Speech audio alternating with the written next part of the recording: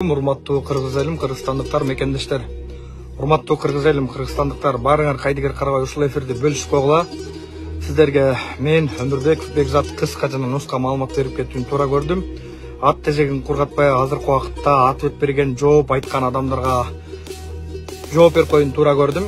Эмне үчүн деген суроо жаралат, эмне үчүн, неге, кандай деген суроо болбогондо жашоонун баары жакшы болмок да. Урматтуу кыргыз элим, кыргызстандыктар, кээ бир адамдар айтып атат, Акылбек Жапаров боюнча ушунчалык пакта коюп аткан адамдар бар. Бирок Акылбек Жапаров барго элдин талабы, ал менин талабым эмес. Ал элдин талабы. Мени көргөн, билген, тааныган адамдар айтып атат. Кыйналып атат. Кымбатчылыктын баарын айтып атат. Налогторду жөнү жок көтөрүп аткандарын айтып атат.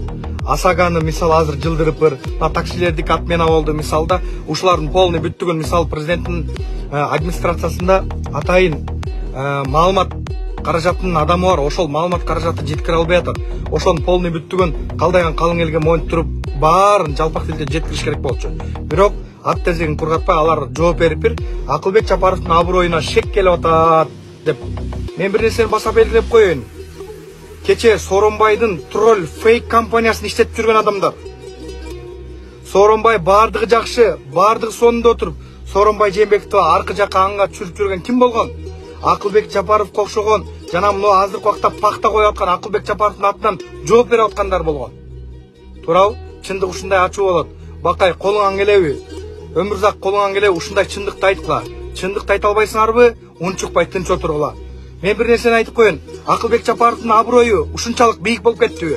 Садыр Жапаровду зек, сен Кыргызстанды басып алдың. Сен мына полный бүттүгүнөн монттиң деп Орозайым Нарматова жана башкалардын полный бүттүгү Адахандын адамдары бар айткан кезде, эмне үчүн? Кечирип койгула, бирөө чалып калды. Ошондо эмне үчүн бир оостон чыгып, сен президентибиздин аброюна шек келтирдиң. Сен президентибиздин ар намысын аябай айтып салдың деп айткан эмес. Мен бул сөздү так айтып коеюн. Силердин коркутканыңардан, силердин үркүткөнүңөрдөн, силердин камап коебуз дегениңерден эч ким коркпойт. Мен корккон эмесмин.